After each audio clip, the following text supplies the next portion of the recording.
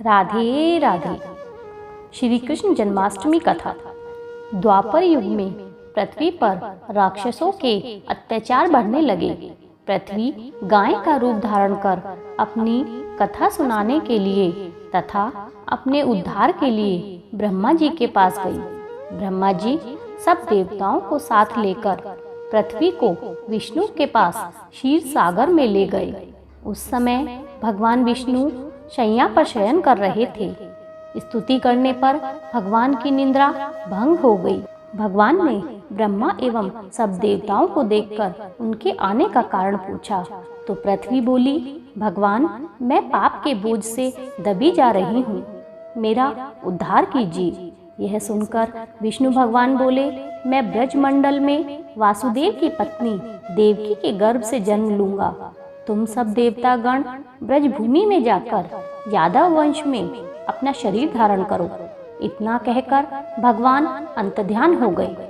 इसके पश्चात देवता ब्रजमंडल में आकर यदुकुल में नंद, यशोदा तथा गोप गोपियों के रूप में पैदा हुए। द्वापर युग के अंत में मथुरा में उग्रसेन राजा राज्य करते थे। उग्रसेन के पुत्र का नाम कंस था। कंस ने उग्रसेन को बलपूर्वक सिंहासन से उतारकर जेल में डाल दिया और स्वयं राजा बन गया। कंस की बहन देवकी का विवाह यादव कुल में वासुदेव के साथ निश्चित हो गया।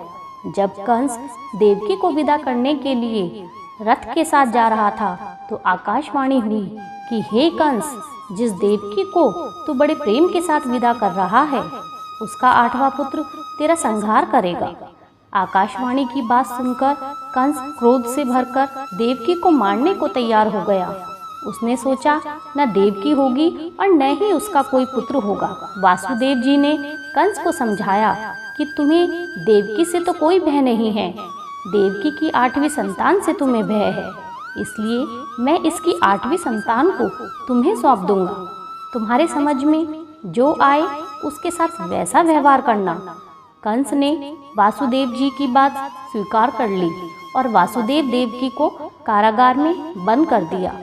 तत्काल नारद जी वहां पहुंचे और कंस से बोले कि कैसे पता चलेगा कि 8वां गर्भ कौन सा है, गिनती प्रथम से या अंतिम गर्भ से शुरू होगी।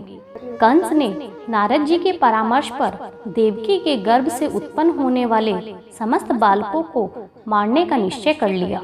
इस प्रकार एक एक करके कंस ने देवकी के 7 बालकों को निर्दयता पूर्वक मार डाला। भाद्रपद के कृष्ण पक्ष की अष्टमी को रोहिणी नक्षत्र में श्री कृष्ण का जन्म हुआ। उनके जन्म लेते ही जेल की कोठरी में प्रकाश फैल गया।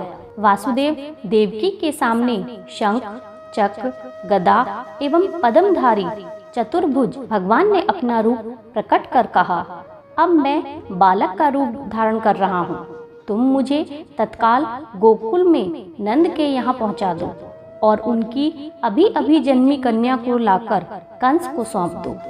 तत्काल वासुदेव जी की हथकड़ियाँ खुल गई, दरवाजे अपने आप खुल गए, पहरेदार सो गए। वासुदेव कृष्ण को सूप में रखकर गोकुल को चल दिए। रास्ते में यमुना श्री कृष्ण के चरणों को स्पर्श करने की तरफ बढ़ने लगी।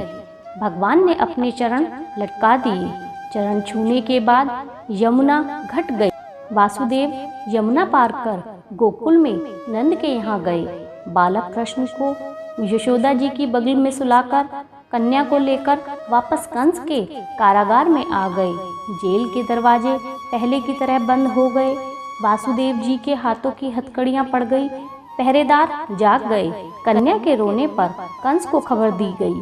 कंस ने कारागार में आकर कन्या को लेकर पत्थर पर पटककर मारना चाहा, परंतु वह कंस के हाथ से छूटकर आकाश में उड़ गई और देवी का रूप धारण कर बोली, हे कंस, मुझे मारने से क्या लाभ, तेरा शत्रु तो गोकुल में पहुंच चुका है। यह दृश्य देख कंस हतप्रभ और व्याकुल हो गया। कंस ने श्री कृष्ण को मारने के लिए अनेक दैत्य भेजे। श्री कृष्ण ने अपनी अलौकिक माया से सारे दैत्यों को मार डाला। बड़े होने पर कंस को मारकर उग्रसेन को राजगद्दी पर बैठाया। श्री कृष्ण की पुण्य जन्म तिथि को तभी से सारे देश में हर्षोल्लास के साथ मनाया जाता है। राधे राधे।